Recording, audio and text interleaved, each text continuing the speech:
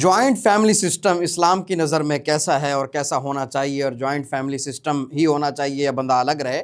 देखें, joint family system यानी मुश्तरका ख़ानदानी निज़ाम, ये वो निज़ाम है जिसमें एक ही घर में वालिदैन, औलाद, बहन भाई, उनकी बीवियाँ, बच्चे या बाज़ औक़ात चचा ताया वगैरह सब इकट्ठे रहते हैं।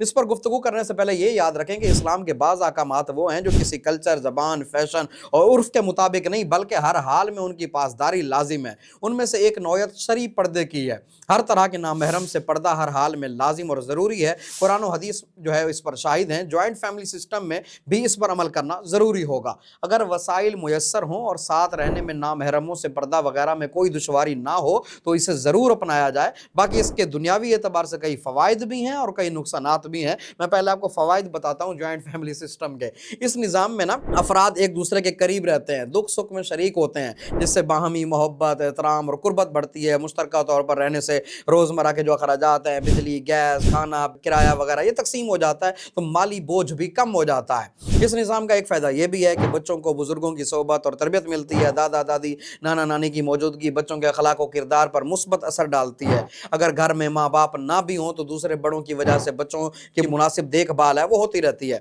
एक फ़ायदा ये भी है कि अगर किसी फ़र्द पर माली या जज्बाती मसला आ जाए तो पूरा ख़ानदान खड़ा हो जाता है, उसके साथ देता है। यूँ एक निज़ाम मजबूत सोशल सिक्योरिटी का काम करता है। इसका एक फ़ायदा यह भी है कि घर के मुख्तलिफ अफराद मिलकर ज़िम्मेदारियाँ बाँट लेते हैं। मसलन ख़वातीन के दरमियान खाने, सफाई या बच्चों की देखभाल के काम तक़सीम हो जाते हैं। इस तरह राशन के मामलात बाहमी तक़सीम हो जाते हैं तो कमज़ोर फ़र्द भी बेहतर तरीके से उमूर चलाने का अहल हो जाता है। इसका एक फ़ायदा यह भी है कि घर में हर वक्त चहल पहल रहती है। बिलख़ुसूस घर के बुज़ुर्ग तन्हाई का शिकार नहीं होते, बल्कि उनके साथ ख़ानदान के लोग होते हैं जो उनकी खिदमत करते हैं। मुनासिब पूछगछ होती रहती है। जबकि इसके कुछ अब नुकसानात की तरफ आ जाते हैं। जो जॉइंट फैमिली सिस्टम के नुकसानात क्या हैं, उनमें से कुछ तो ऐसे हैं कि जो आजकल बहुत ज़्यादा हो चुके हैं। सबसे पहले ये कि ज़्यादा अफराद के साथ रहने से ना राय के यानी जो उसकी अकलें होती हैं लोगों की, उनके इख्तलाफात बढ़ भी सकते हैं। ज़ाहिर है जब कई बर्तन एक साथ होंगे तो बजेंगे भी और आवाज़ें भी ज़रूर आएंगी। एक नुकसान ये भी है कि हर मामले में सबकी राय लेनी पड़ती है, जिससे बाद औक़ात फ़ैसले ताख़ीर का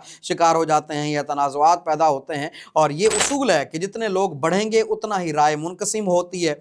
ऐसे में सबसे ज़्यादा राय लेना भी मसला होता है और ना लेना उससे बड़ा मसला होता है। इसलिए अक्लमंद लोग ही जो है ना वो ऐसे दुश्वार रास्ते अबूर कर पाते हैं।